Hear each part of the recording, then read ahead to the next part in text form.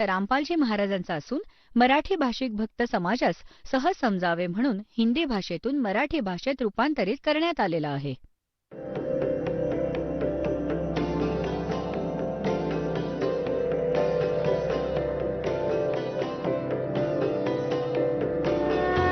और ज्ञान सब ज्ञानडी कबीर ज्ञान सो ज्ञान और जैसे गोला तोब कायम करता चले मैदान. जगद्गुरु तत्वदर्शी संत रामपालजी महाराजांचे अमृत वचन सर्व पवित्र धर्मांच्या व पवित्र शास्त्रांच्या आधारावर. पुण्यात्म्यांनो, या दासाचा जन्म एका शेतकरी कुटुंबात झाला आणि आता त्या जुन्या गोष्टी खूप आठवतात जेव्हा हे ज्ञान समजून आलं. आमचा एक बैल होता आणि त्या बैलाच्या मागच्या खुरामध्ये एवढा मोठा 1.5 इंचाचा खिळा घुसला आणि कळलं नाही. लगेचच त्याला शेतात नेलं. पूर्ण दिवस नांगराला जुंपलं. इतका मोठा खिळा लागला होता रात्री आणि सकाळपासूनच त्याला नेलेलं होतं. पायाने खूप लंगडत होता बैल, पण थांबवलं नाही पूर्ण दिवस. कोणत्या दृष्टिकोनाने नाही थांबवलं तर बऱ्याचदा जेव्हा बैलाच्या नसेवर नस चढते सल्ला देत असत हे तेव्हाचे हकीम होते की बैलाला काही झटका बिटका बसला असेल की ज्या कारणाने तो लंगडत असावा, लंगडतोय, त्याला थांबवायला नाही पाहिजे. काम करत राहिला तरच तो ठीक होईल, नाहीतर पाय बधीर होऊन जाईल. या दृष्टिकोनानेच नांगरणाऱ्याने दिवसभर प्रयोग केला, थांबवलं नाही.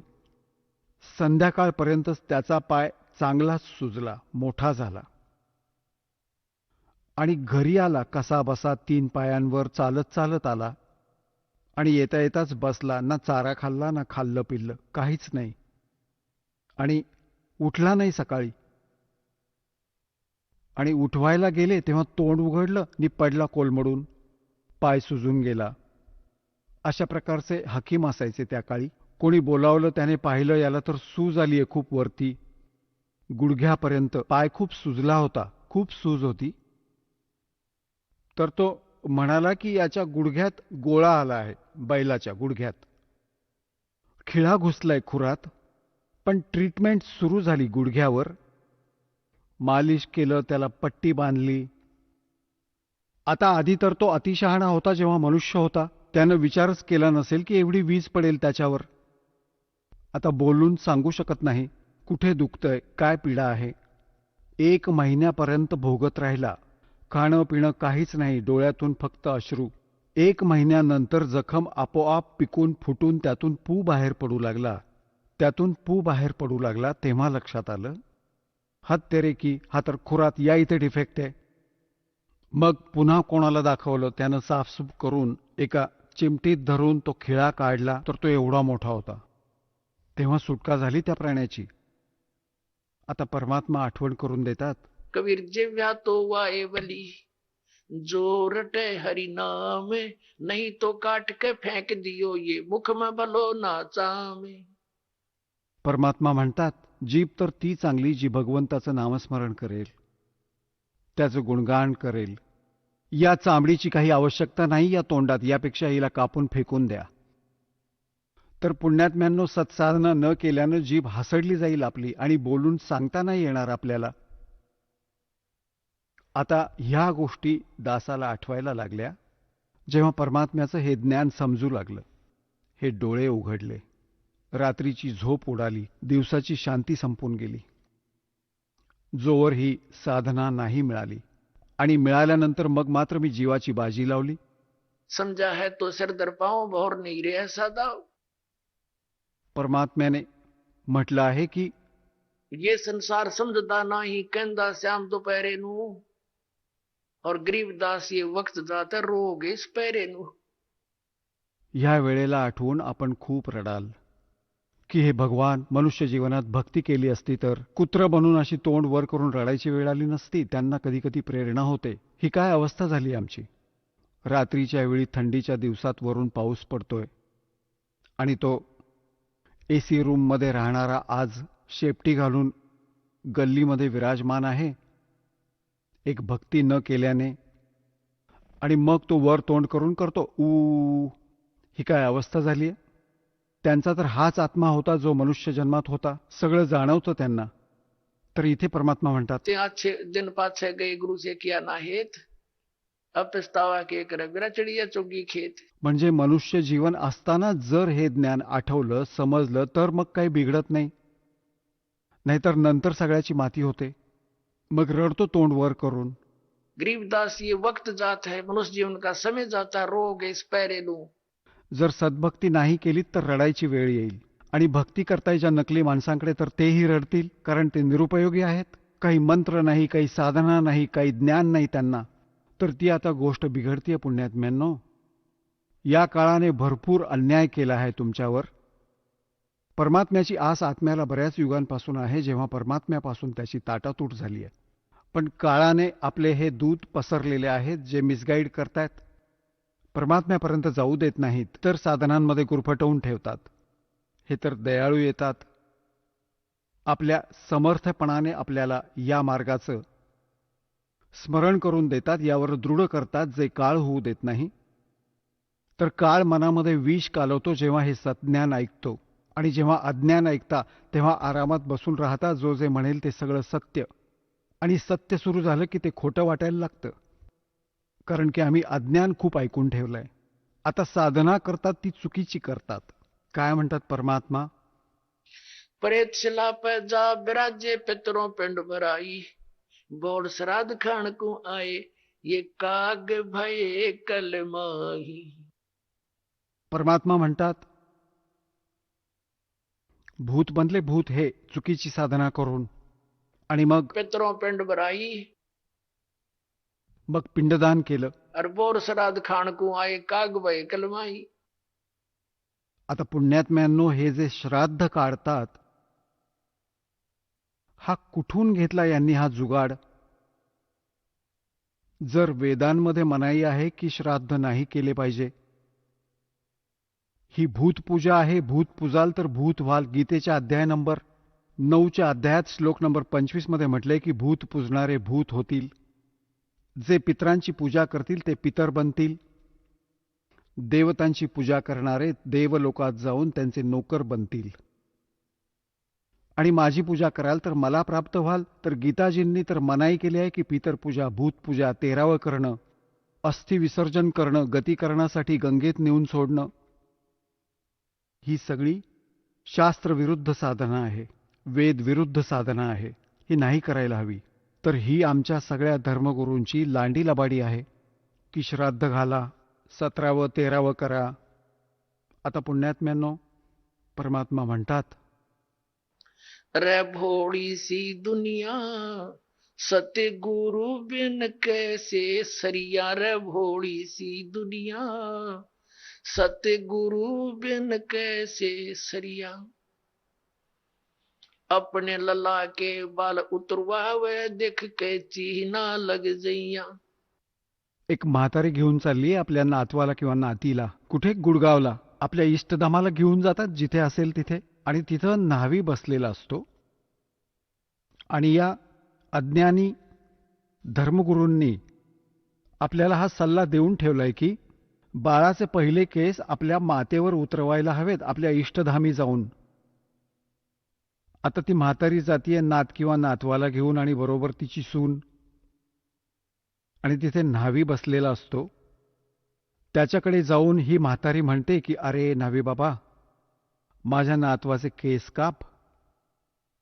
आता बाहेर जर 5 रुपयात केस कापत असेल ना न्हावी, त्या इष्टधामी 10 रुपये घेईल डबल. त्याला माहितीये इथे माझ्याशिवाय कोणी कापणार नाही.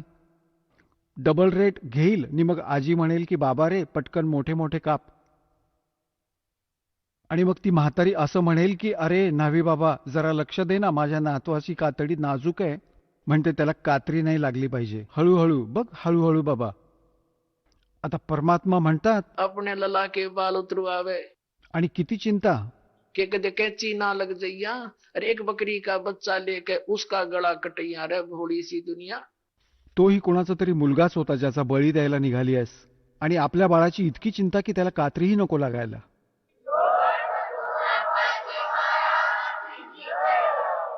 परमात्मा म्हणतात, जैसा दर्द आपने हो ऐसा जान बिराने. आणि मग ते केस घेऊन ती म्हातारी काय करेल? ते मंदिरात अर्पण करेल, भगवानाच्या मूर्तीवर. आणि तो जो पुजारी बसलेला असतो तो त्याच वेळी ते उचलून आपल्या एका थैलीत भरून ठेवील, पोत्यात.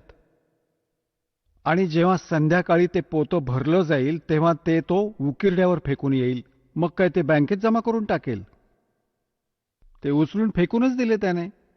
तर परमात्मा म्हणतात तुम्ही इथंच कापा आणि इथंच फेका, त्याचा काहीही फायदा होणार नाही. मूर्ख बनवतायत तुम्हाला, धंदा करतायत लोक. अपने लला के बाल उतरवावे देख कैची ना लग जइया। एक बकरी का बच्चा लेके उसका गला कटैया रे भोड़ी सी दुनिया। सतगुरु बिन कैसे सरिया रे भोड़ी सी दुनिया। सतगुरु बिन कैसे सरिया। कच्चा पक्का भोजन बनावे फिर माता धोकने गैया। कच्चा पक्का भोजन बना के फिर माता धोकने गैया। उस माता ऊपर कुत्ता मुते वो क्यों ना मर गईया रे भोड़ी सी दुनिया। गुरु बिन कैसे सरिया रे भोड़ी सी दुनिया। गुरु बिन कैसे सरिया। अब हमारी दादी जी माता दुखवाया करती मारे थे। आमच्या काकी ताई मातेला म्हणायची, हे कर जरा मोठे मोठे गुळाचे जाड रोट. आणि किती उशीर झाला, लवकर कर, होऊ दे ते कच्चे पक्के सगळे. माहिती होतं कुत्रीच खाणार आहेत, माता कुठे खाणार आहे? आणि त्यात एक माता एवढीशी 2-2.5 फूट हाईट असावी तिच्या महालाची. तिथे मंडी बनवलेली असायची आणि एक चबुतऱ्यासारखं. आणि ती म्हातारी तर वर चढायची, त्यावर ती पराठे टाकायची आणि पुन्हा खाली उतरायची. ती उतरायच्या आधीच पुन्हा तिकडे 3-4 कुत्री वरती चढायची. आधी तर त्या मातेचं केलेलं ते भोजन खाणार आणि निघताना तिच्या डोक्यावर धार मारून निघणार. आता परमात्मा असं सांगतायत की ज्या मातेकडे नैवेद्य दाखवायला गेली स्वतःच्या सुरक्षेसाठी, कारण की पूजा यासाठी करायची की बचाव करावा आमचा, तिच्या डोक्यावर कुत्री मुतली तर ती बिचारी काय बचाव करणार तुमचा? आता परमात्मा काय सांगत आहेत? परमात्मा काय सांगत आहेत? आप लिपे आप पोते और आप बनावे ओई और उस पर बुढ़िया फिर पोते मांगे। देख अकल कहां से खोई। एक तीच माता पाहिली आपण पुसतानाची. एक महिला काय चित्र बनवायची भिंतीवर, स्वतः बनवायची आणि मग ते कागद ज्योत वगैरे लावून आणि असं म्हणायची, हे मरीमाता, सुनेला नातू दे, पुत्र दे, दूध दुभतं भरपूर असू दे. त्याकरता तुझी पूजा करते, तुला माता केलं, आता हात जोडते. आप लिपे आप पोते आप बनावे ओई। आणि त्यावर आजी नातू मागते. हा काय वेडेपणा चाललाय हे तेरे की. परमात्मा कसली आठवण करून देत आहेत की जाटी पूजे पीपल पूजे और सिर तुलसा के हो और दूध पूत में खैर राखिए नो पूजू हो तो।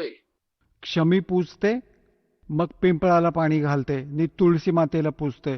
आणि त्यांची कशासाठी पूजा करते? की मला दूध दुभतं भरभरून मिळू दे. सांगा, अक्कल बघा आपली. ही आमच्या धर्मगुरूंची गाईडलाईन होती आमच्यासाठी.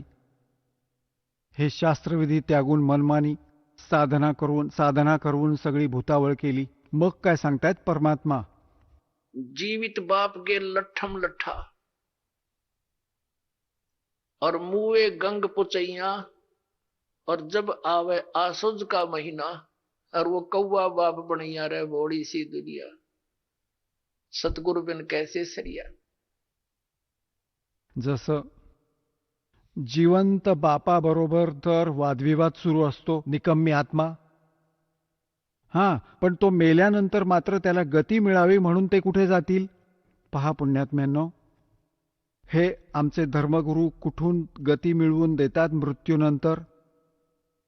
आधी तर हे म्हणतील की अस्थि उचला नि गंगेच्या प्रवाहात सोडा, याला गती मिळेल. अच्छा, काय करतात? एक व्यक्ती नाम घेत नव्हता, त्याच्या पत्नीने नाम घेतलं होतं. तसा तो आपल्या पत्नीला नाही म्हणत नसे, ज्ञानाशी बहुतांशी परिचितही होता. पण त्याच्यासमोर एक अडचण होती की माझ्या वडिलांचा मृत्यू होईल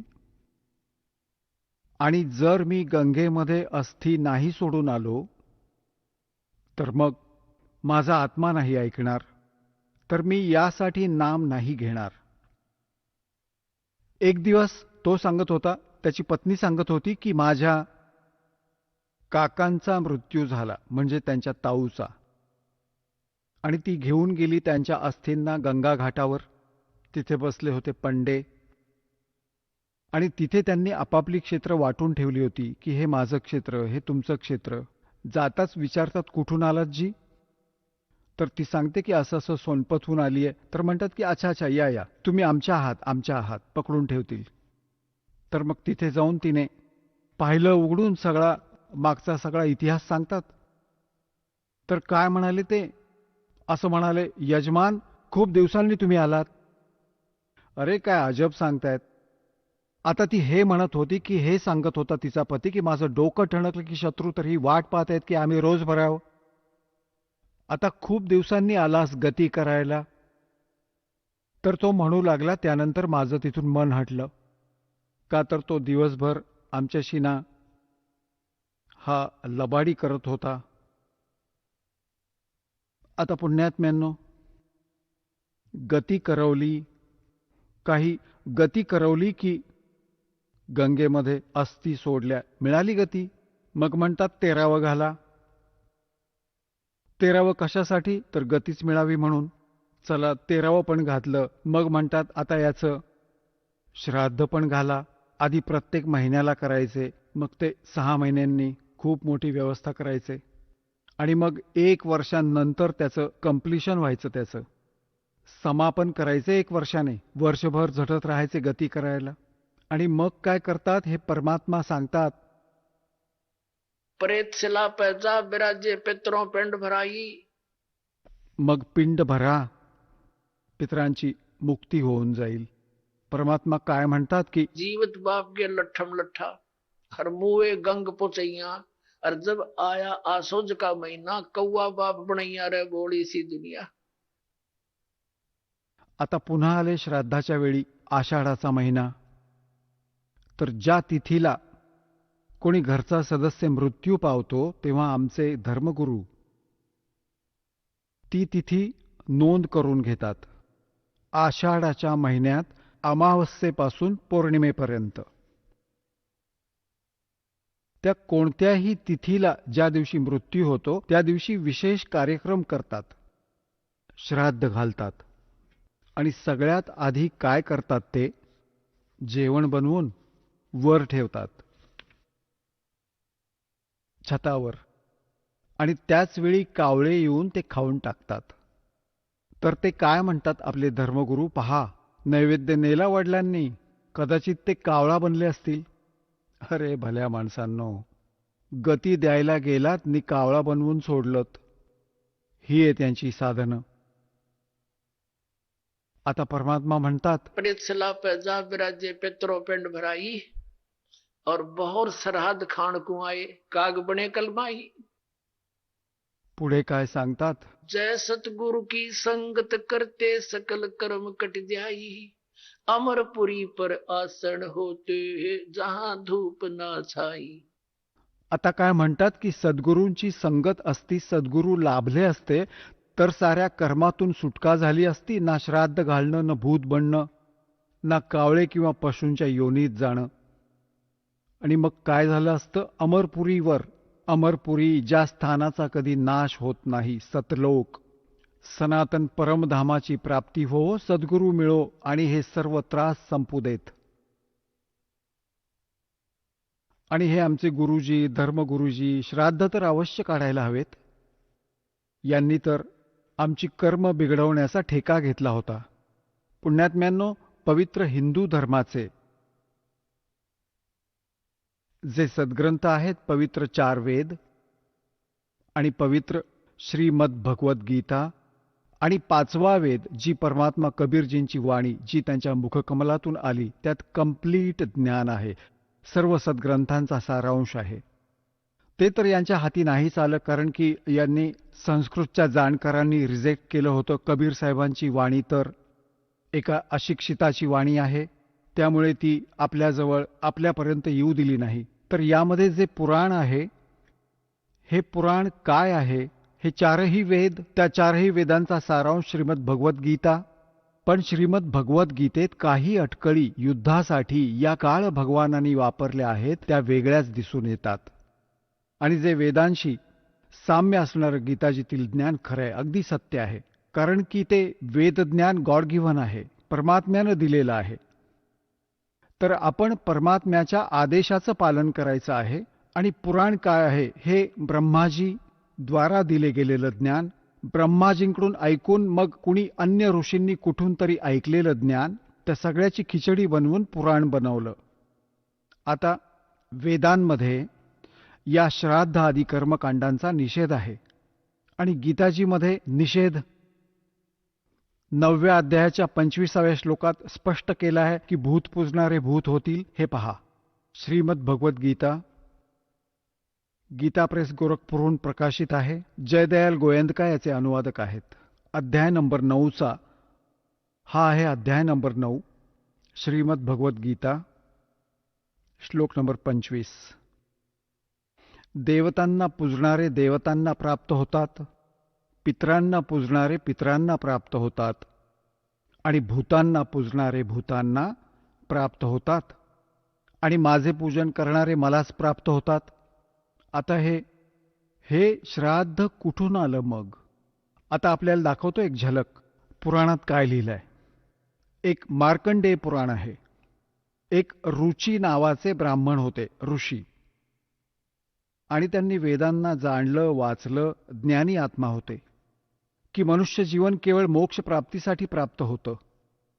म्हणून त्यांनी ना तर विवाह केला, ब्रह्मचारीच राहिले होते. 40 वर्षांचं वय झालं होतं आणि आपलं जंगलात, वनात राहत होते. कुठलं घर वा झोपडी देखील बांधलेली नव्हती. अशा विचाराने की मोक्षप्राप्ती करायचीच आहे, कशाला संग्रह करायचा, 2 दिवसांचं जीवन आहे. आता ते वेदांनुसार साधना करत होते, रुची ऋषी.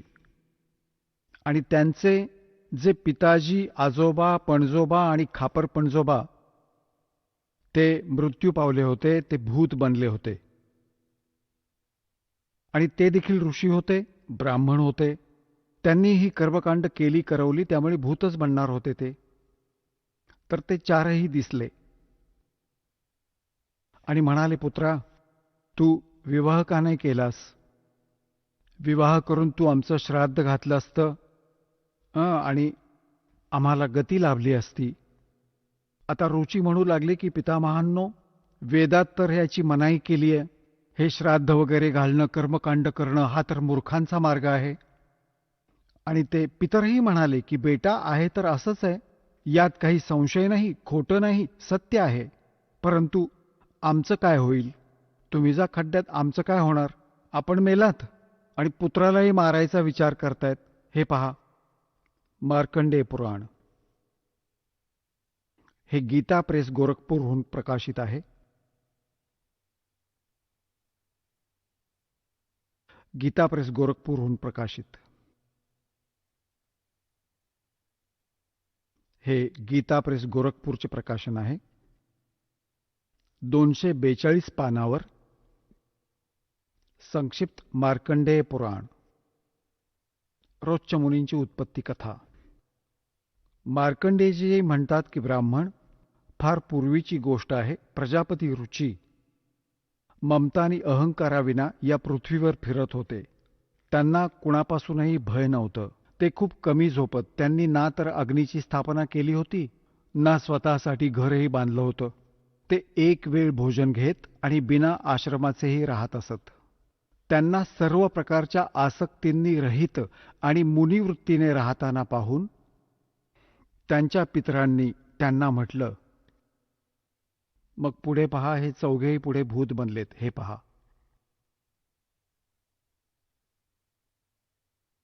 हे रुची ऋषी आहेत. हे यांचे आधी बनलेले पंडितजी, सगळी भूत पूर्वज भूत झाले आहेत. आता या सगळ्यांना त्याने पाहिलं एकत्र. पितर म्हणाले, बेटा, विवाह स्वर्ग नि अपवर्गाचा हेतू असल्या कारणानं ते एक पुण्यकर्म आहे. हे तर या पितरांची वचनं आहेत.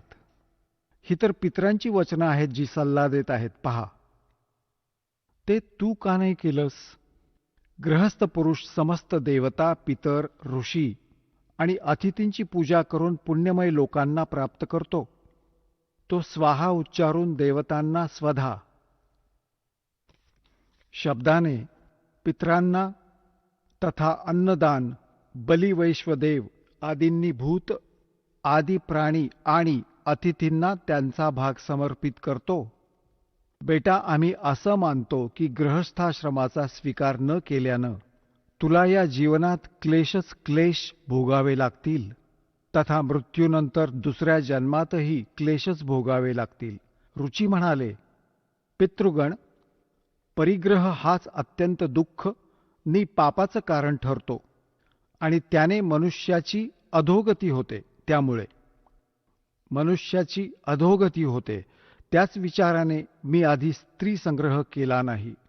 आता इथे पहा, पितर म्हणाले, बेटा, जितेंद्रिय होऊन आत्म्याचं प्रक्षालन करणं उचित आहे. परंतु तू ज्या मार्गावर चालला आहेस तो मोक्ष मार्ग आहे. सांगा, याने तर मोक्ष मार्गाला तुच्छ मानले की तू जे कर्म करतोयस त्या मार्गावर चालला आहेस तो मोक्ष मार्ग आहे. आणि पुढं पितर ब्रह्मचा मार्ग सांगतायत. पहा, रुचीने विचारलं, पितामहांनो, वेदात कर्ममार्गाला अविद्या म्हटलंय. जो तुम्ही सल्ला देताय ते कर्मकांड, श्राद्ध घालणं, पितर पूजणं, ती तर मूर्खांची विद्या, अविद्या म्हणजे मूर्खांचा सल्ला म्हटलंय.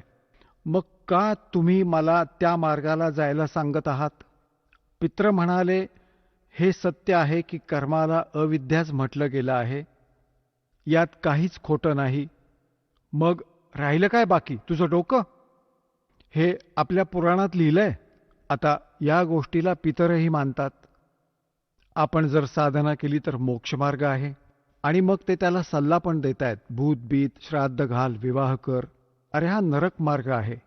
आणि आपणही मानताय की आपण जो मार्ग निवडला आहे तो मोक्ष मार्ग आहे.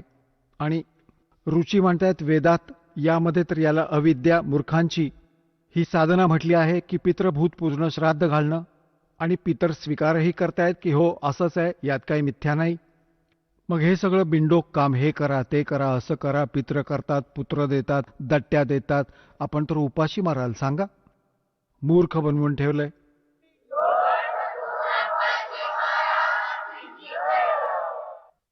एक छोटीशी झलक दाखवतो तुम्हाला. या मार्कंडेय पुराणातच यांनी कुठून घेतलेत ही श्राद्धनी या भानगडी. एक मदालसा नावाची स्त्री होती. तिने आपल्या पुत्राला शिकवण दिली आणि ते हे सांगतायत. बघा, मार्कंडेय पुराणातलंच आहे, तुम्हाला तेच ऐकवतोय. हे 81 पानावरचं थोडं पाहू. मदालसा म्हणाली, महाराज, ही मदालसा सल्ला देणारी आहे. मदालसा ह्या 82 पानावर संक्षिप्त मार्कंडेय पुराण. इथं पहा. आता ही काय सल्ला देतीये की जे पितर देवलोकात आहेत आणि जे तिर्य योनीत हे पशुपक्षी पडलेले आहेत आणि जे मनुष्य योनीमध्ये आणि भूतवर्गात स्थित आहेत, भूत बनत आहेत, आणि ते पुण्यात्मा असो वा पापात्मा, जेव्हा भूक तहानेने विव्हळतात तर ते आपल्या कर्मात लागलेला मनुष्य पिंडदान किंवा जलदानाच्या द्वारे त्यांना तृप्त करतो. अशा प्रकारे तो देवता आणि अतिथींनाही संतुष्ट करतो. देवता, मनुष्य, पितर, भूत, प्रेत, गुह्यक, पक्षी, कृमी आणि कीटक आदीही मनुष्यामुळेच जीविका करतात. आता ही काय सांगते की भले ते जे पितर देवलोकात आहेत, जे तिर्य योनीत पडले आहेत आणि जे मनुष्य योनीत म्हणजे भूतादी पित्र बनलेत, ते पुण्यात्मा असो वा पापात्मा सगळे भूक तहानेनं मरत असतात. मग कसले देवलोकात आलेत? भूक आणि तहानेने तर मरतात. आता पुढे काय म्हणते की, हे पहा, इथे काय म्हटलं आहे संक्षिप्त मार्कंडेय पुराण 92व्या पानावर, यातले जे नरकात राहतात, जे पशु पक्षी यांच्या योनीत पडले आहेत किंवा जे भूत प्रेत आदी रूपात स्थित आहेत, त्या सगळ्यांना विधिपूर्वक श्राद्ध करणारा यजमान तृप्त करतो. कसा करतो ऐका. मनुष्य पृथ्वीवर जे अन्न टाकतात त्यामुळे पिशाच्य योनीत पडलेल्या पितरांची तृप्ती होते. जे जमिनीवर दाणे टाकतात, बेटा स्नानाच्या वस्त्रातून जे पाणी पृथ्वीवर ठिबकते त्यामुळे वृक्ष योनीत असणारे पितर तृप्त होतात. आणि जे वृक्ष झाले त्यांना म्हणतात की स्नानाच्या वस्त्रातलं पाणी पिळलं की त्यामुळे वृक्ष योनीतले तृप्त होतील. अरे भल्या माणसांनो, आता एकदा काय झालं, परमात्मा कबीरजी काशीत गंगा घाटावर गेले. गंगेचा एक घाट बनवलेला आहे. तिथे हे ब्राह्मण लोक सूर्याला म्हणजे सूर्याकडे तोंड करून गंगेतून असं पाणी घेतात आणि त्यातच टाकतात. कबीर साहेब त्यात गंगेत गुडघ्यावर जाऊन बसले आणि असं करू लागले, गंगेच्या पाण्याला पटरीवर फेकू लागले पूर्ण स्पीडने. आता ते सगळे पंडितजी आपापलं काम सोडून कबीर साहेबांकडे पाहू लागले. म्हणू लागले, अरे कबीर, हे काय करतोयस तू? कबीरजी म्हणाले, तुम्ही काय करताय ते मी नाही विचारलं, मग तुम्ही का विचारताय मला? आधी तुम्ही सांगा तुम्ही काय करताय. की आम्ही आमच्या पितरांना स्वर्गामध्ये पाणी पाठवतोय. हे जे आम्ही पाणी टाकतोय ना इथं असे मंत्र म्हणत असं सूर्याकडे तोंड करून, हे तिथे स्वर्गात आमच्या भूक तहानलेल्या पितरांना पाणी प्राप्त होईल. परमात्मा म्हणाले, मी एक बाग लावली आपल्या झोपडीच्या समोर आणि मी त्या बागेला असं शिंपडून इथून पाणी देतोय. मग ते म्हणू लागले की अरे वेड्या माणसा, इतक्या दूर कसं जाणार? हे पाणी तर इथंच पडलंय. ते तुझ्या झोपडीच्या समोर जी बाग लावलीयस तिला कसं पाणी मिळेल इथून? तर म्हणाले, लाखो किलोमीटर दूर, मैल दूर असणाऱ्या तुमच्या पितरांना स्वर्गात हे पाणी मिळू शकतंय, तर 2 किलोमीटर दूर असलेल्या बागेला पाणी मिळायला काय अडचण आहे?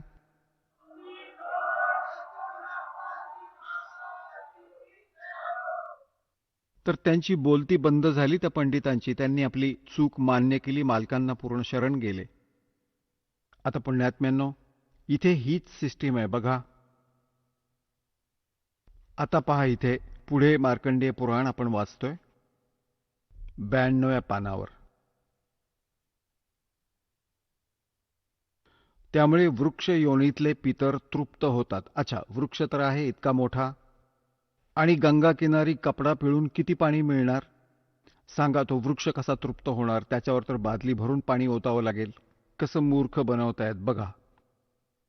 स्नानानंतर आपल्या शरीरावरून जे पाण्याचे थेंब या पृथ्वीवर पडतात त्याने त्या पितरांची तृप्ती होते जे देवभावात प्राप्त होतात. पहा यांची अक्कल. म्हणतात स्नानानंतर जे थेंब वगैरे जमिनीवर पडतात ना, ते जे देवता बनले त्यांच्या पितरांची तृप्ती होते. ते कसले देवता बनलेत की इथलं पाणी तिथे त्यांच्यावर उडेल? अरे काय गजब आहे, काय अकलेचे तारे तोडलेत बघा. आता बघा, स्नानानंतर आपल्या अंगावरून जे पाण्याचे थेंब या पृथ्वीवर पडतात ना, त्यामुळे त्या पितरांची तृप्ती होते जे देवभावाला प्राप्त झालेत, जे देवता बनलेत. आणि पिंडांना उचलल्याने जे पिंड ठेवतात, अन्नाचे कण जमिनीवर पडतात ना, त्याने पशुपक्षींच्या योनीत पडलेल्या पितरांची तृप्ती होते. सांगा.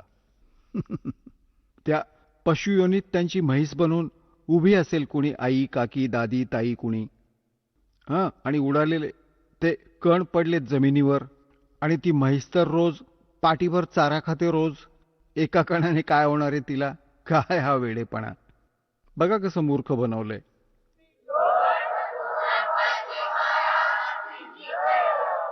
आता पहा, कुलामध्ये बालक आहे जे श्राद्ध कर्म योग्य झाल्यावरही संस्कारापासून वंचित असेल, म्हणजे बालपणीच मरण आलं, श्राद्ध केलं नसेल तर ते विखुरलेलं अन्न आणि हे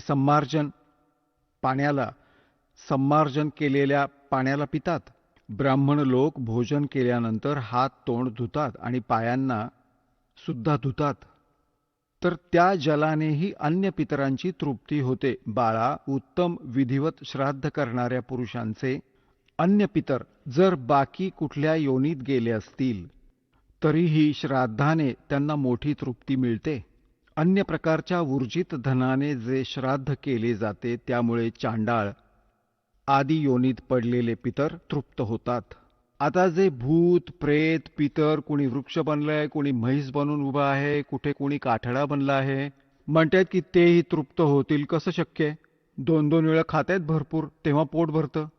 एकदा आदरणीय गरीबदास साहेबजी गाव चुडाणीत असलेले ज्यांना परमात्मा भेटले होते आणि सचखंडात नेऊन त्यांना परत सोडले होते आणि मग हे ज्ञान दिले होते. त्यांचा एक शेतकरी शिष्य होता आणि तो गरीबदास साहेबजींपाशी बराच वेळ बसायचा रोज आणि सत्संग ऐकायचा.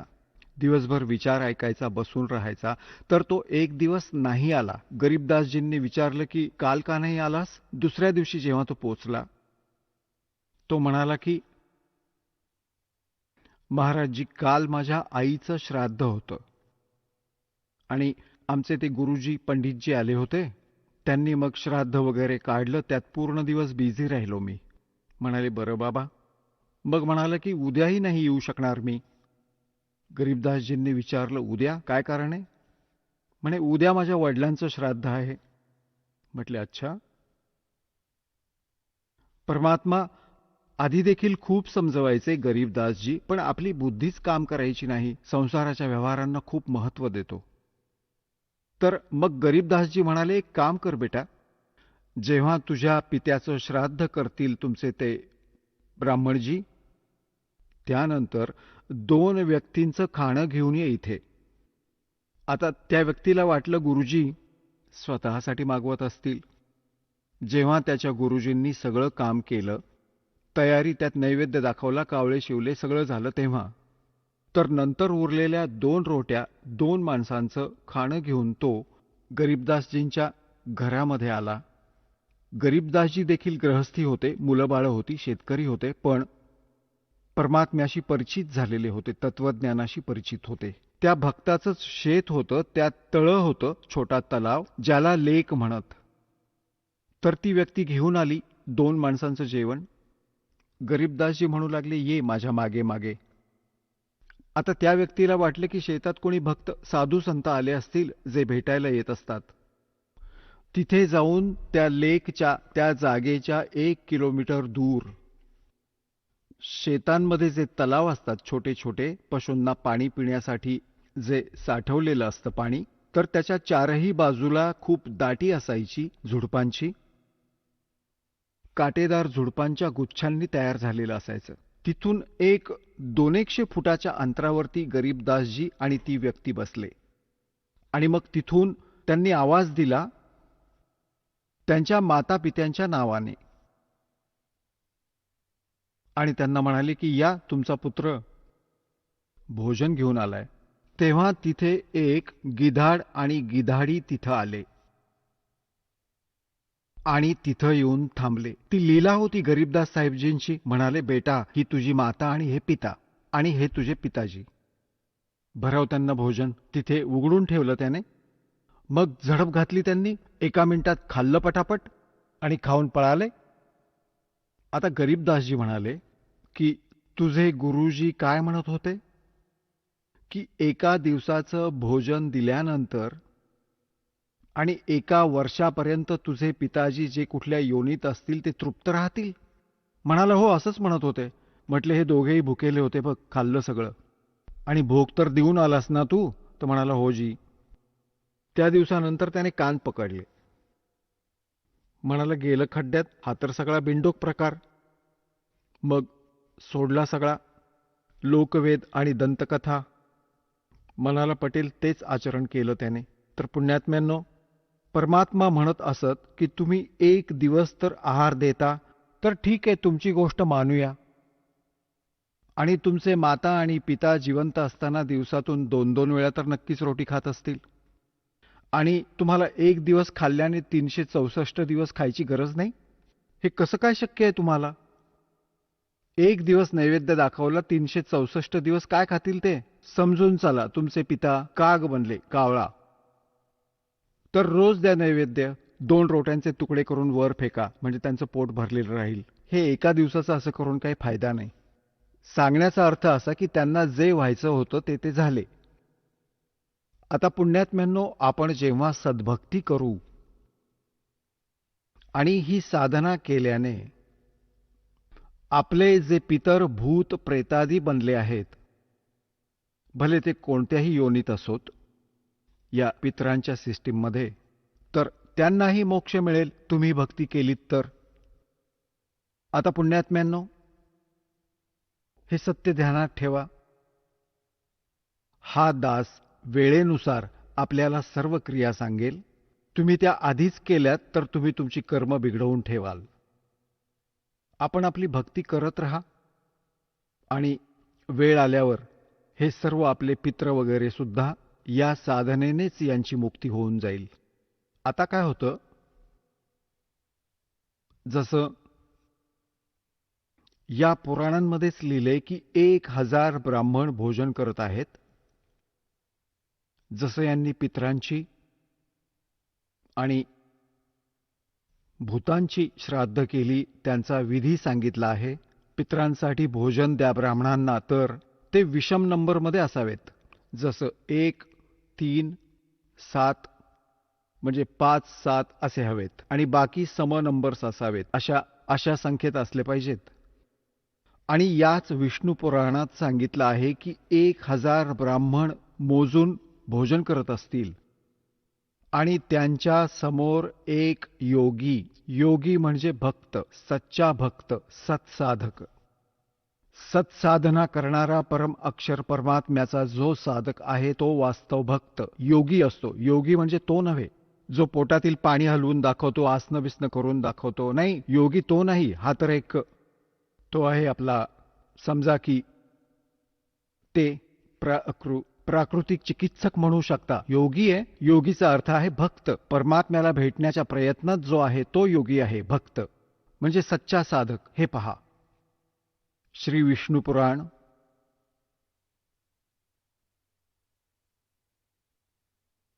गीता प्रेस गोरखपूरहून प्रकाशित आहे.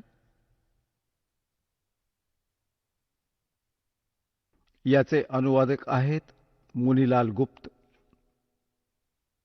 हे गीता प्रेस गोरखपूरहून प्रकाशित आहे. हा आहे अध्याय 16 आणि तृतीय अंश आणि पान नंबर 213 वर. इथे म्हटले, हे राजन, श्राद्ध करणाऱ्या पुरुषापासून विश्वदेवगण, पितृगण, मातामह आणि कुटुंबीय सगळे संतुष्ट असतात. हे भूपाल, पितृगणांचा आधार चंद्रमा आहे आणि चंद्रमाचा आधार योग आहे, भक्ती. म्हणून श्राद्धात योगी जनांना नियुक्त करणं अत्युत्तम आहे, म्हणजे सत्साधकाला.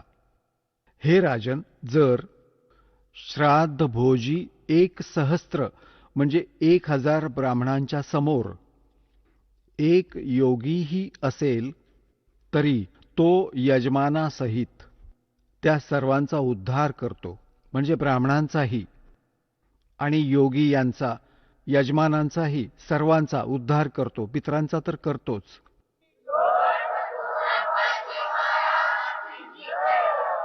आता पुण्यात्म्यांनो, इथे आपण सगळे योगी आहात.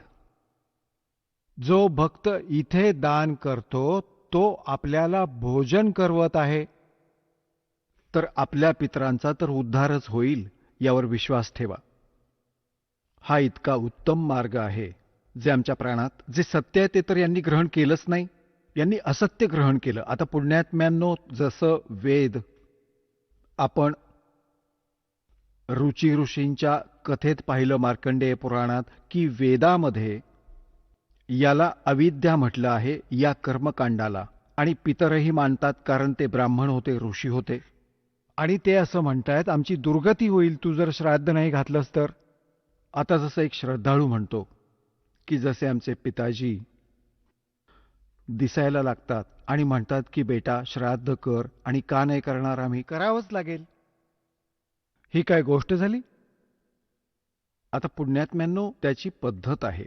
जसं कुणाचा बालक आणि विहिरीत पडला, तो तर ओरडतोय बुडालो बुडालो, त्याला काय इलाज आहे? त्याच्यासोबत बुडायचं, सूर मारायचा, उडी मारायची, तोही मरेल. मग त्याची ही पद्धत आहे त्यालाही वाचवण्याची. आधी एक रस्सी बांधा, वर चांगली मजबूत, तिला खाली सोडा, त्यावरून खाली उतरा आणि त्याला उचलून आणा. तर हे पितर तर दिसत आहेत, आणि असं काही की त्याला घेऊन बुडायचं नाही, श्राद्ध नाही करायचं, ते तर विहिरीत उडी मारण्यासारखं झालं की घ्या हा मेला. त्यासाठी ही रस्सी आहे जी दास तुम्हाला देईल. ही सद्भक्ती करा, हा अशा प्रकारे दानधर्म करा, आणि ते भूत पितर या सगळ्यांचा उद्धार आपोआप होत जाईल. हे आपण वाचलं सुद्धा. कारण की सत्साधक हे भक्त आहेत. इथे लाखो योगी येऊन जेवतात एका महिन्यामध्ये. हां, मग तो एक जण जेवला तर इतका लाभ सांगतायत. तर हे तत्वज्ञान आणि शास्त्र अनुकूल साधना यानं आपलंही कल्याण होईल आणि आपल्या पितरांचंही. आता जसं आपण आत्ता ऐकलं की वेदामध्ये याला मूर्खांची साधना म्हटलंय, जे अगदी बरोबर आहे. तर वेद काय आहेत? ते परमात्म्याचं विधान आहे, ते परमात्म्याचा आदेश आहेत. आणि जे आपल्या पुराणात जे लिहिलं आहे ते पितरांचं वा ब्रह्माजींचा, किंवा ती मदालसा किंवा ती कोण होती पहा, आणि तिचंच म्हणणं खरं मानून सगळेजण कर्म करायला लागले. आणि हा कुणा अन्य ऋषींचा दिलेला आदेश आहे, याचं पालन आपण नाही करायचं. जसं एकदा एका व्यक्तीची मैत्री एका पोलिसाशी होती, ठाणेदाराशी, SHOशी. आणि त्या व्यक्तीचा जो साथी होता, शेजारी, त्याला खूप दुःखी करायचा. त्याने आपल्या मित्राला, ठाणेदाराला म्हटलं की ठाणेदार दादा, असा असा माझा एक शेजारी आहे, शेजारच्याच घरात राहतो, खूप परेशान करतो, सगळं काही सांगितलंय, पंचायत पण केली आहे, पण नाही ऐकत, काय करू? आता ठाणेदार म्हणाले की मारकाठी त्याच्या डोक्यात, मी बघतो. ठाणेदाराच्या आदेशाला मानून त्याची आज्ञा पाळली. त्यानं असा विचार केला की आता हा काय ते सांभाळून घेईल. त्यानं आपल्या शेजाऱ्याशी त्यानं भांडण केलं, हाणामारी झाली, त्याच्या डोक्यात काठी बसली, मेला तो शेजारी. आता तो SHO तिथला प्रभारी होता, तो त्याला घेऊन आला पकडून, तुरुंगात टाकलं आणि त्याला मृत्यूदंड मिळाला. आता राजाचं विधान होतं की कुणाच्या डोक्यात लाठी बसून मेला तर त्याची शिक्षा होती मृत्यू. आता ते विधान तोडलं त्या व्यक्तीने. आपला मित्र एका अधिकाऱ्याच्या आज्ञेचं पालन केलं, ज्यामुळे राजाचं विधान तुटलं आणि तो दंडित झाला. अशाच प्रकारे पुराणात जे आदेश लिहिले आहेत, आदेश आहेत ते ठाणेदाराचे समजा या पुराणात, आणि वेदात संविधान समजा भगवानाचं. भगवानाचं संविधान असं तोडलं असल्या ठाणेदाराच्या सांगण्यावरून, पुराणात किंवा या नकली धर्मगुरूंच्या सांगण्यावरून. या शास्त्रविरुद्ध साधना सांगणाऱ्या आचार्यांच्या, शंकराचार्यांच्या आदेशांवरून आपण जर क्रिया केल्या तर आपण दंडितच होऊ, आपण पितरच होऊ, म्हणजे मरणाची शिक्षा मरणाचीच मिळेल. तर अशी चूक तर आपण नाही करायची बाबा, आणि करूही नका. एक जीवित उदाहरण दास आपल्याला देत आहे. माझे पूज्य गुरुदेवजी ब्राह्मण वर्णात जन्मले होते. हरियाणामधील जिल्हा भिवानी चरखी दादरीजवळ एक पैतावास गाव आहे, बडा पैतावास. त्या ठिकाणी तिथे ते राहत होते. शेतकऱ्याचं काम करायचे, वर्ण ब्राह्मण. पुण्यात्म्यांनो, ब्राह्मण काही जाती विशेष नाही. दास खूप वेळा सांगतो की बघा, ब्राह्मण चिडेल, पण ब्राह्मणांच्या विषयी सांगतो नाही. आणि शेतामध्ये जे माझे गुरुदेव होते, ब्राह्मण वर्णात जन्म होता त्यांचा, शेतामध्ये गायी चारत होते आपल्या शेतात. त्याच्याजवळ आधी जंगल खूप असायचं, वने खूप होती. एके दिवशी त्यांची भेट आमच्या दादा गुरुजींबरोबर झाली. म्हणजे एका संतांशी. तर त्यांनी प्रेरणा घेऊन घरातून पलायन करायचं ठरवलं आणि गुरुदेवांचा पत्ता विचारला. सर्व ज्ञानाने परिचित होऊन ते शेतात संध्याकाळच्या वेळेला गायी चारत होते. आणखीही काही साथी गोपाळ होते. तर त्यांना हे म्हणाले की मी फ्रेश होऊन येतो, मला वेळ लागला तर तुम्ही पशूंना घेऊन जा, मी नंतर येईन. ते जंगलात गेले, घनदाट. ते सर्व गुराखी गायी घेऊन गावात परतले. आता संध्याकाळी बराच वेळ झाला आणि ते आले नाहीत. त्यांचं बालपणीचं नाव, गावातलं नाव हरिद्वारी होतं, पंडित हरिद्वारी. मग त्यांनी आपलं नाव बदललं होतं, कुठं कोणी ओळखू नये म्हणून. घरातून निघून आले होते ते. तर त्यांनी काय केलं, आपले जे कपडे घातले होते ते त्यांनी काढले. 2 जोड घेऊन गेले होते घरातून ते कपड्यांचे. एक जोड वेगळा होता, कुणाला दाखवला नाही.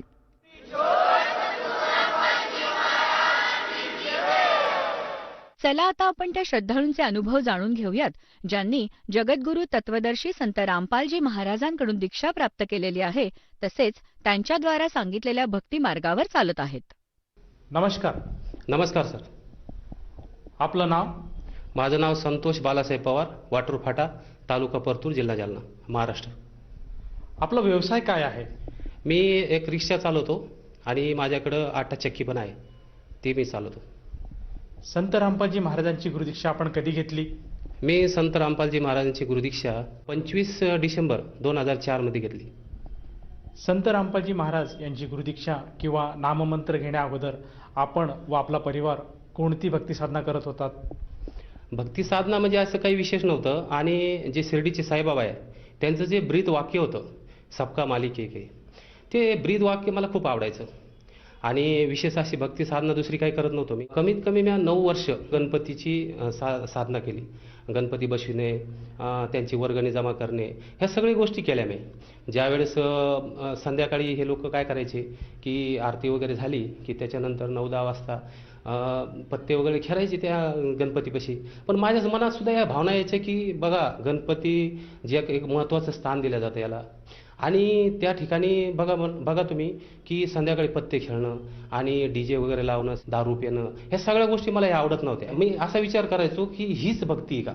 ज्ञानेश्वरी माऊली म्हणतात की आजपा जप उलट प्राणाचा, तिथे मनाचा निर्धारू असे.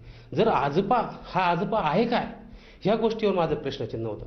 त्याच्यानंतर ज्ञानेश्वर म्हणतात की 4 वेद जाण साई शास्त्र कारण, 18 पुराण हरीशी गाती. मग काय गाती? हरीशी काय गाती? मग ह्या गोष्टीचा मला खूप प्रश्न पडायचा. त्याच्यानंतर माऊलीनं, ज्यांना आपण आराध्य स्थान मानतो, मुक्ताबाईला सांगताना त्यांनी सनद या ग्रंथामध्ये स्वतः सांगितलेलं आहे की ते गुहे ज्ञान नामदेवाला दिले आणि कबीराने कथिले 4 युगी. मग कबीर कोण, ह्या प्रश्नाचे मला उत्तर मिळत नव्हते. पण ज्यावेळेस माझा मित्र मला हे सांगितलं, या गोष्टी सगळ्या सांगितल्या, क्लिअर सांगितल्या की बघ, ही भक्ती वेगळी असती, काही मंत्र असतात, तू काय कर, संत रामपालजी महाराजांचं सत्संग बघ आणि समजून घे. मी म्हणलं बाबा मला काय समजणार आहे त्या गोष्टी. मग तो म्हणला सीडी आहे माझ्याकडं, तू सीडी बघ. मग त्याच्यानंतर मी काय केलं, ती सीडी बघितली. त्यांनी सृष्टीची रचना सांगितली. आणि रामपालजी महाराज हे कबीरपंथी आहेत. रामपालजी महाराजाचे जे साहित्य होते, जे मला ते माझ्या मित्रांनी दिले आणि मी ते वाचले. जशी त्यावेळेस परिभाषा प्रभू की ह्या ग्रंथ होता. त्याच्यानंतर गैरी नजर गीता. मला पुस्तक वाचण्याची आवड नव्हती, मला बिलकुलही आवड नव्हती. परंतु मी ज्यावेळेस ती ग्रंथ वाचायला सुरुवात केली आणि त्यावेळेस त्याचा शेवट केला, त्यावेळेस माझी आत्मजागृती झाली की मला हे कळालं की आपला जो जन्म झालेला आहे हा जन्म फक्त मोक्षासाठी झालेला आहे. आणि तोच ज्ञानेश्वरांनी सांगितला होता की आजपा जप उलट प्राणाचा, तिथे मनाचा निर्धारू असो. त्या गोष्टीवर मी पक्क झालो. आणि त्याच्यानंतर मला कळालं की कबीराने हे 4 युगामध्ये येऊन सांगितलेले. मग ज्यावेळेस मी ऐकलं की अरे हे जाती कशा निर्माण झाल्या, हिंदू वेगळा, मुसलमान वेगळा एक देवाला बसतो आणि ह्या सगळ्या जाती वेगवेगळे देव कसे. कुठंतरी जर सबका मालिक एक आहे, जे साईबाबांना सांगितलं होतं की सबका मालिक एक आहे, मग सबका मालिक एक आहे कोण? मग त्यावेळेस मला कळालं की कबीर जे आहे हे सगळ्या ग्रंथात आहे, वेदात आहे. अहो वेदानं सुद्धा सांगितलं, जसं माऊली म्हणले की 4 वेद जाण साई शास्त्र कारण, 18 पुराण हरीशी गाती. आणि वेद सुद्धा स्वतः शेवट सांगतायत की न येती. म्हणजे आम्ही जे ज्ञान सांगायलो हे पूर्ण नाहीये, हे ज्ञान पूर्ण नाहीये, याच्या पुढं काहीतरी आहे. आणि मग त्याचा मी जो सगळ्या गोष्टी बघितल्या की मला आत्मज्ञान झालं की परमात्मा सद्गुरू रामपालजी महाराज हे पूर्ण गुरु आहेत आणि हे तत्वज्ञान जे गुह्य ज्ञान जे नामदेवाला लादलेलं होतं ते आता कबीर परंपरामध्ये आता सध्या बसलेले संत रामपालजी महाराजाजवळ आहे. आणि मी नंतर रामपालजी महाराजाजवळ गेलो आणि त्यांची शरण घेतली. जसं तुम्ही सांगत आहात की गुह्यतम गुह्य ज्ञान हे जसं नामदेवाला मिळालं तेच ज्ञान संत रामपालजी महाराज आज समाज बांधवाला देत आहेत आणि ते ज्ञान तुम्ही ऐकलं, त्या ज्ञानाचा तुम्ही अनुग्रह घेतला. तर या अनुग्रहातून किंवा या नामदीक्षेतनं आपल्याला व आपल्या परिवाराला काय सुखप्राप्ती किंवा काय लाभप्राप्ती झाली?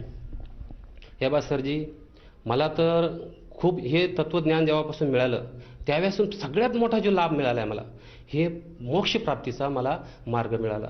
आणि ह्या साधनेमधूनच माझा मोक्ष, जसा नामदेवचा मोक्ष झाला, जसा मीराबाईचा झाला, जसा अजून काही असे भरपूर काही महापुरुष आहे की त्यांचा हा मोक्ष ह्याच भक्तीतून झाला. त्यांचे सुद्धा प्रमाण आम्ही ह्या पुस्तकामध्ये वाचले की त्यांनी सुद्धा प्रमाण दिलेले की तोच आजपा जप आहे जे त्याला सतनाम म्हणतात आणि त्या आजपा जपला जपल्यानंतर आपला पूर्ण मोक्ष होईल याची मला खात्री झाली. त्याच्यामुळं आणि त्याच्यानंतर मला खूप अडचणी आल्या. मी परमात्माला ज्यावेळेस माझ्या मनातून काही गोष्टी सांगितल्या त्या परमात्मानं, कारण परमात्मा सगळं काही बघत असतो, त्याचे सगळे जे कॅमेरे आपल्यावर लागलेले असतात, कारण आपली ही भक्तीच तशी, याला सद्भक्ती मानलं जातं. जसं मी खूप अडचणीत होतो, पैसे आर्थिकदृष्ट्या खूप अडचणीत होतो, मग मी रामपालजी महाराज संत रामपालजी महाराजाला प्रार्थना केली की परमात्मा मला काही गोष्टीचा दान धर्मही करायचा आहे पण माझी तेवढी अवकात नाही, माझी तेवढी पोस्ट नाही. तर परमात्मानं माझ्या पासबुकमध्ये बँकेमध्ये जे 6,000 रुपये होते माझ्यावाले तर त्याचे 22,000 रुपये झाले. तर ह्या गोष्टीचं मी प्रमाण पण देऊ शकतो. हे पहा, एंट्री झालेली आहे, 22,000ची एंट्री झालेली आहे. सर, आपण जे सांगत आहात की संत रामपालजी महाराजांची सद्भक्ती देतात, त्या सद्भक्तीच्या जोरावर मनुष्य समाजाला नाना प्रकारचे लाभ प्राप्त होतात आणि एक आत्मकल्याणाचा मार्ग मिळतो. तर ह्या आत्मकल्याणाच्या मार्गातनं किंवा या लाभापोटी आपण आपले जे अन्य भक्त समाज आहे किंवा जो श्रोतावर्ग आहे, आपली संगत आहे, आपला मित्रपरिवार आहे, या सर्वांसाठी काय संदेश देऊ इच्छिता? माझं भक्तांना एकच म्हणणं आहे आणि जेणेकरून महाराष्ट्राचे जे वारकरी संप्रदायांचे लोक आहेत यांनी हे ज्ञान समजून घ्यावं. हे महाराज सांगतायत का हे पूर्ण गुरु आहेत, जे पूर्ण गुरु आहे तुम्हाला दिसून याच्यामध्ये की ज्ञानेश्वरांनी स्वतः सांगितलेलं आहे. मी कळकळीची विनंती करतो की ज्ञानेश्वरांनी सुद्धा कबीराने 4 युगामध्ये हे ज्ञान सांगितलेलं आहे असं स्वतः मुक्ताबाईला सांगितलेलं आहे. पण त्यावेळेस त्यांनी उघड केलं नाही स्वतः, कारण मुक्ताबाईला सुद्धा त्यांनी निवृत्तीनाथाची शपथ दिली होती की तुला आण निवृत्ताची आणि हे गुप्त ठेव आपणापाशी, हे स्वतःपाशी तू, आणि त्याचा टाईम असतो, मोक्षाचा मार्गाचा दरवाजा खुलण्याचा टाईम असतो. आज तो मोक्षाचा दरवाजा खुललेला आहे. माझ्या मित्रांना, माझ्या सगळ्या सहकाऱ्यांना मी एकच विनंती करतो की तुम्ही या सद्गुरू रामपालजी महाराजांचं सत्संग ऐका, माझी कळकळीची विनंती आहे. आणि तुम्ही हे सगळं समजून घ्या, हे ज्ञान समजून घ्या. बाकी माझी एवढीच प्रार्थना आहे. सर, जर कोणा व्यक्तीला संत रामपालजी महाराजांचा अनुग्रह किंवा नामदीक्षा घ्यावायची असेल तर ती व्यक्ती नामदीक्षा कशी घेऊ शकेल? भरपूर चॅनलवर आता संत रामपालजी महाराजांचं सत्संग सुरू झालेलं आहे आणि प्रत्येक सत्संग तुम्ही बघताना खाली नंबर चालतात, त्या नंबरवर तुम्ही कॉन्टॅक्ट करून तुम्ही ही नामदीक्षा घेऊ शकता. आता प्रत्येक जिल्ह्यामध्ये नामदान स्थळ आहेत आणि तुम्हाला फ्री मिळणार, तुम्हाला कुठलाही चार्ज लागणार नाही. तुम्ही या आणि तुमचं आत्मकल्याण करून घ्या, एवढीच मी विनंती करतो. धन्यवाद. धन्यवाद सर.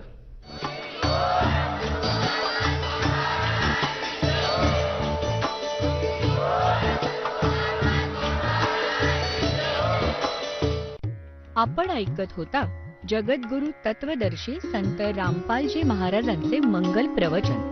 निःशुल्क नामदीक्षा प्राप्त करण्यासाठी आणि अधिक माहितीसाठी संपर्क करा 7030303951 7030303952.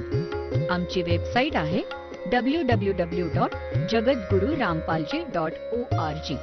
सर्व पवित्र धर्मांच्या व पवित्र शास्त्रांवर आधारित प्रमाणित अनमोल पुस्तक ज्ञानगंगा किंवा जगण्याचा मार्ग यापैकी कोणतेही एक पुस्तक निशुल्क मागवण्यासाठी आम्हाला आपले पूर्ण नाव, पूर्ण पत्ता, पिनकोड सहित आणि फोन नंबर लिहून 7030303951 7030303952 नंबरवर SMS करू शकता किंवा आम्हाला 7030303950 नंबर